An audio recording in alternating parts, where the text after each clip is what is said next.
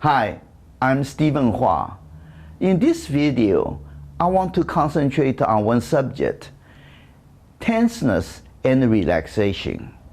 I know in Tai Chi, you want relaxation, not tenseness.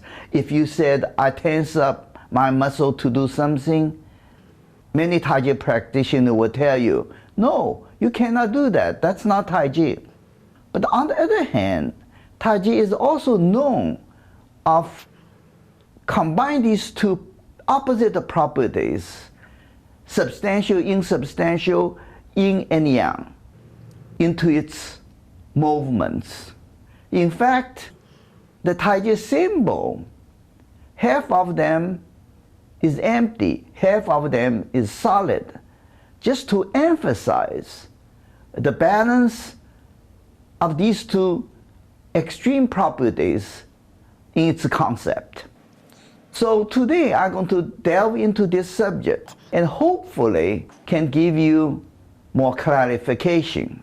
First, I'm going to start from the martial art application point of view.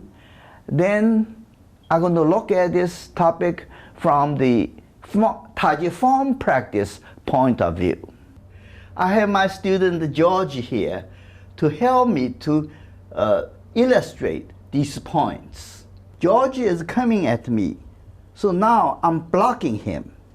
If my mind is tense when I'm blocking him, all my muscle tensed up indiscriminately in this arm. But if my mind is relaxed and blocking him, then only one muscle here tensed up. This muscle, because this muscle serves the function of blocking him, but these muscles are not serve the function, they are relaxed. So by definition, this arm is relaxed because these muscles are relaxed. So in this arm, now we have substantial, insubstantial, yin and yang all together next to each other. So that is the way of Tai Chi. In our small circle or small frame Tai Chi, all the power, every movement, the power comes from the body, the abdomen, the back. Arm just transmit that power from the body. So now let's take a look at the same move, but instead of concentrating on the arm, now this time take a look at the body. George is coming at me and I raise my arm to block him.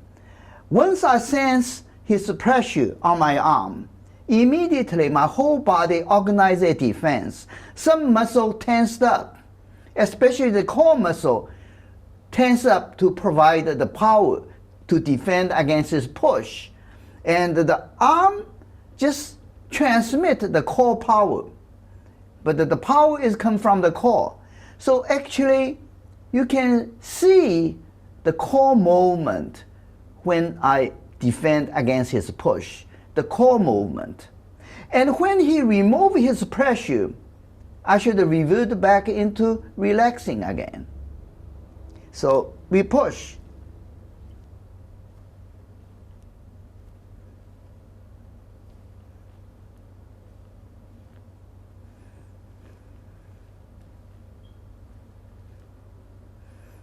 So this is the case of from relaxed to tense up of certain muscle depending on the time.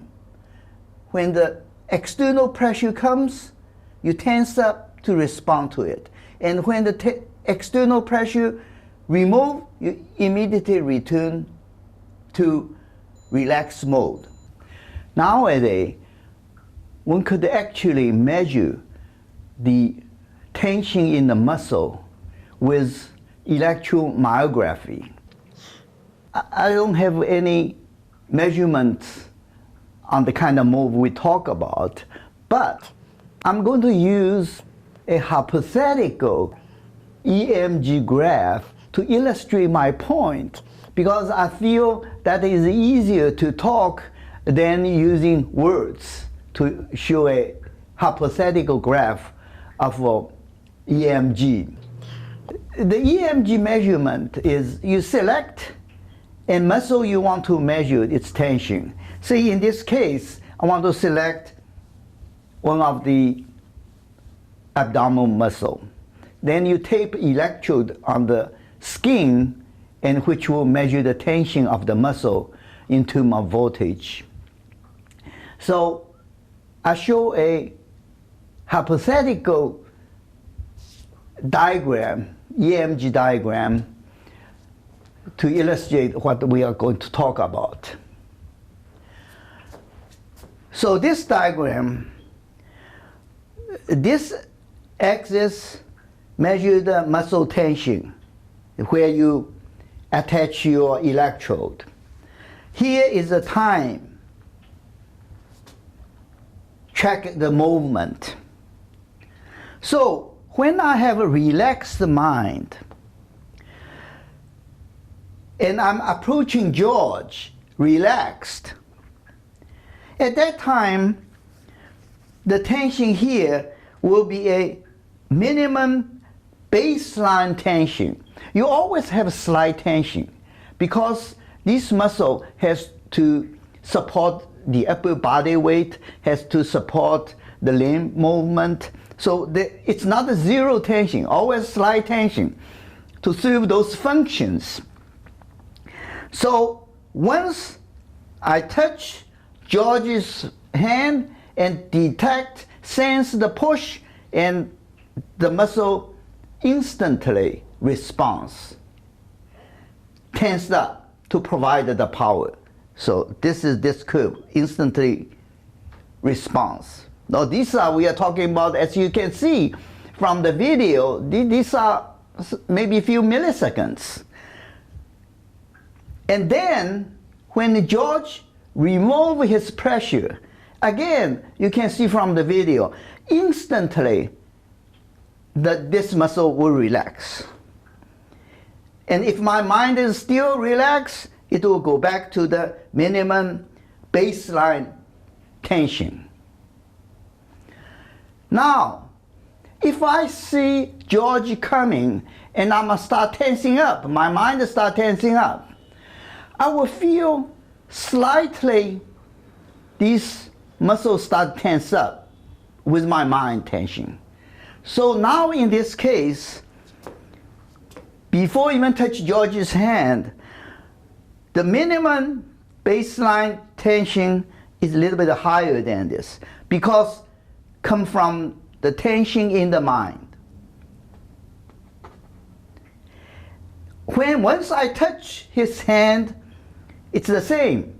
It's an instinctive response to generate the power. And the power generator will probably the same as in this side because we just detect the certain amount of power out to generate to stop his advance. So that would be the same. And when he removed his pressure, instinctively, I also can relax down. But if my mind is still tensed up a little bit, I will not be able to, down to this, I will have a higher residual tension in the baseline. So when you have a tensed mind or a relaxed mind, the difference in performance are not on the top, but on the base. So the base difference actually is very significant. And in the next move, I want to demonstrate why the baseline tension is so important. I sense the push come from George's arm, and I want to take advantage of this push to destabilize his body. Now, let's take a look at the details of this move. We do it slowly. So at one stop, I'm pushing his arm down like this. Now in this case, my muscle tenseness move from down below to up a little higher, but still here and here is relaxed. And at one point, I'm pushing his arm this way. Now in this case, the muscle here tense up, but this muscle relaxed. So in other words, in this one move, in that split second, all my different muscles, different muscle group, tense up, relax, tense up, and relax, moving through in this direction. And also, most important, it actually is my core muscles. The different core muscle also moves through in this move from one group, tense up, relax, tense up, relax. I will do a form movement in our 108 Tai Chi Form, the small frame, small circle form. This move is called redirect and punch down.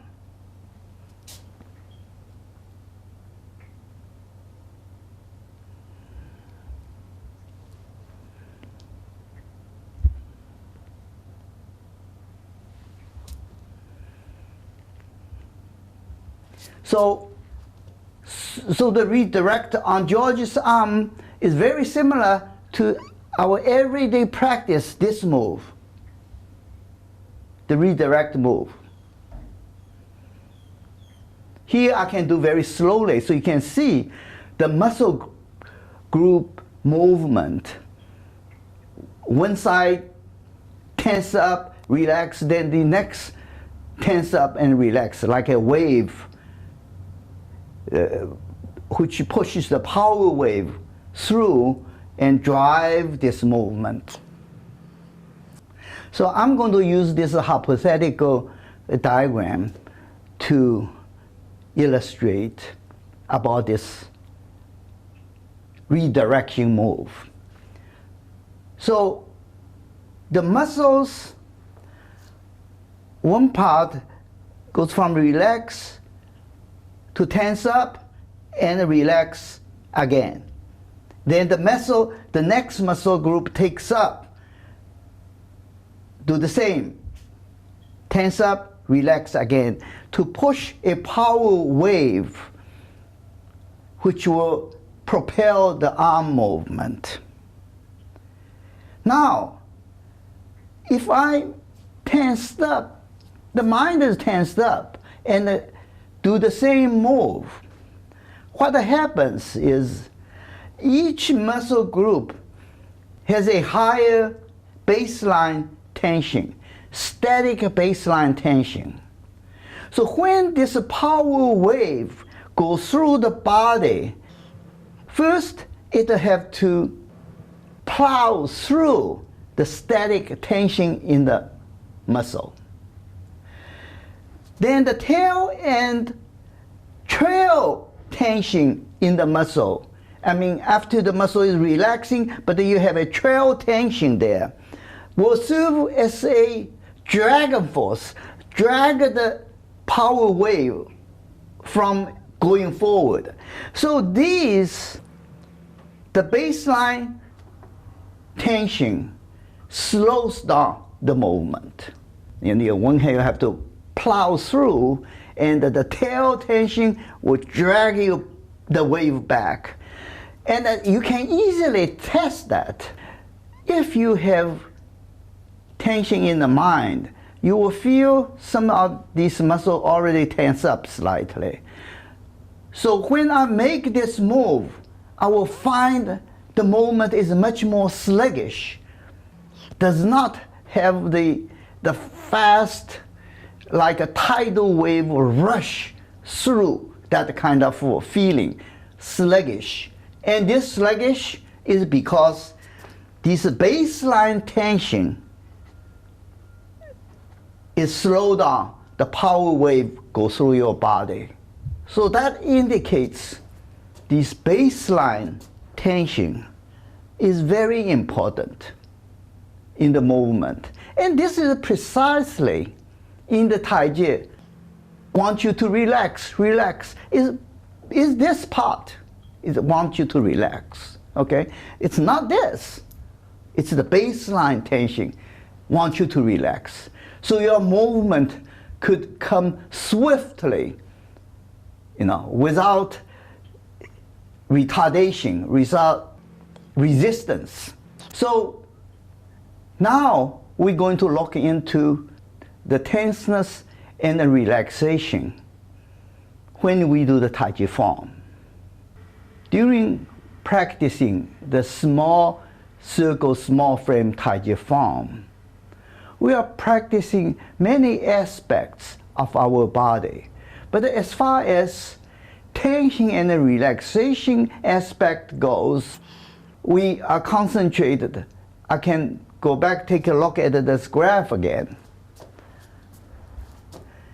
The power generation and the baseline tenseness. That's what we are working on. But we are not intentionally trying to boost, because this curve is represented one muscle group. As I mentioned, you put the electrode on one muscle group. So this represents one muscle group. We are not intentionally, in practice the form, try to boost to generate more power of this muscle group. Rather, we try to focus and sharpening our choice of muscle which are relevant to this movement, and leave the non-relevant muscle alone. Let them relax. So sharpen this differentiation. We come back to the spatial differentiation we talked about before. The muscle which are next, not involved in even next to it, leave it alone. Let it as relaxed as possible. So we are not intentionally try to boost that, but sharpening the selection of the muscle involved in the movement. But we are very much focused on make the minimum tension as slow as possible, so that to keep the mind as quiet as possible. And also the sharpening of the selection of muscle, both will actually help keep the baseline tension low. So if I do a movement like this, the brush knee movement, you see muscle tense up, right? Tense up. But we don't tense up to maximum. In fact, we only tense up, say, maybe 20%. Okay? We don't try to boost, keep on pushing. But just to make sure you are gradually, you can focus and sharpening your selection of which muscle to tense, which muscle to tense, the other muscle to not tense.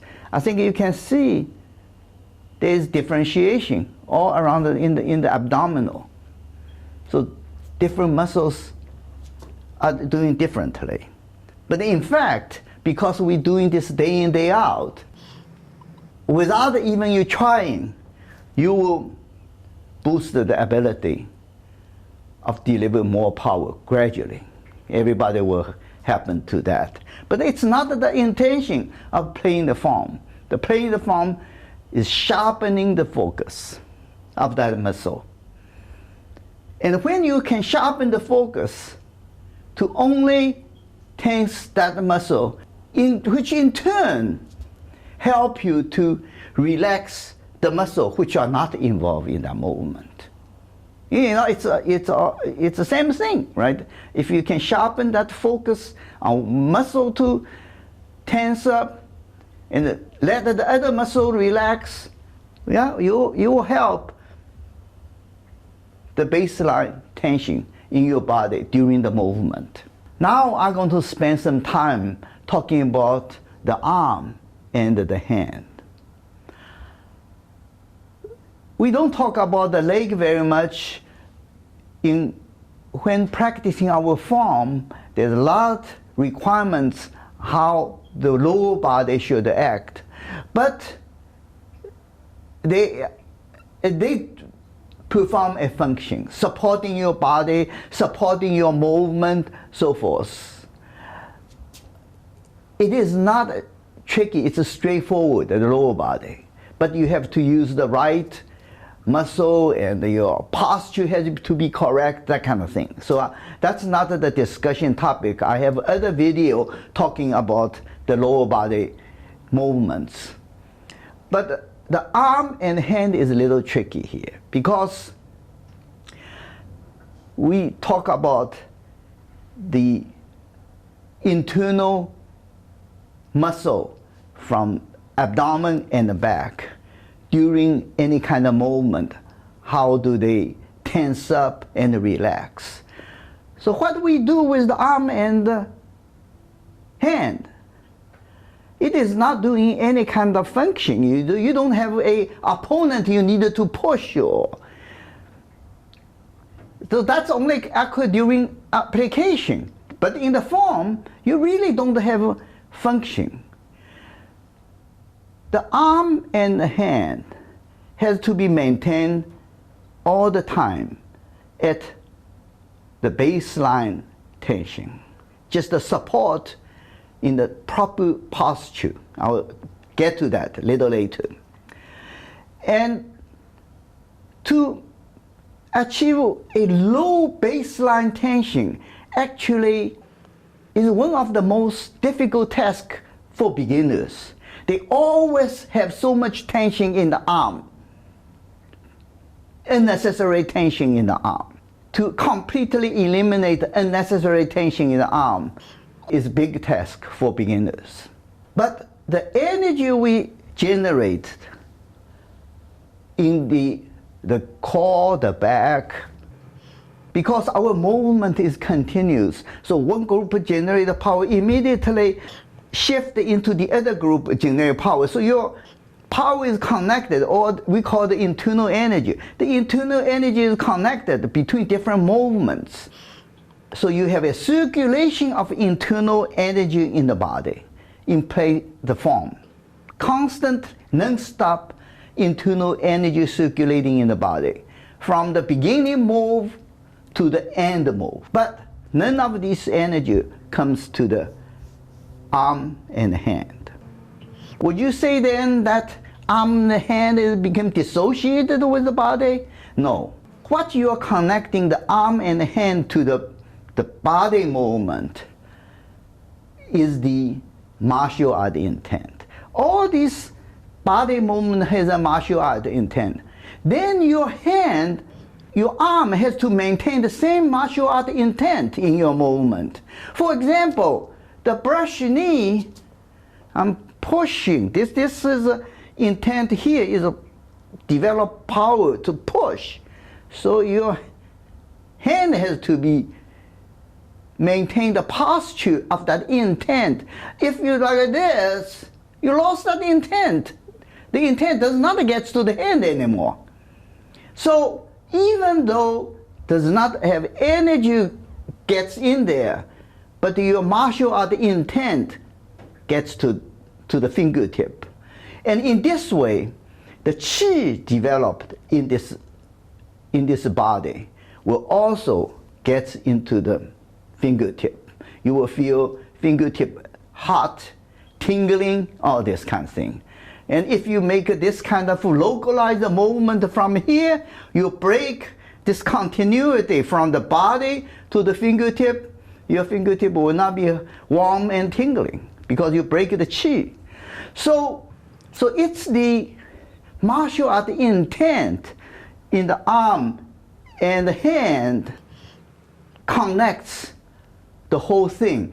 And when you are doing application, actual martial art application, you want to push somebody, the energy here just follow this intended qi come to your finger naturally. You don't even have to try, it will come naturally.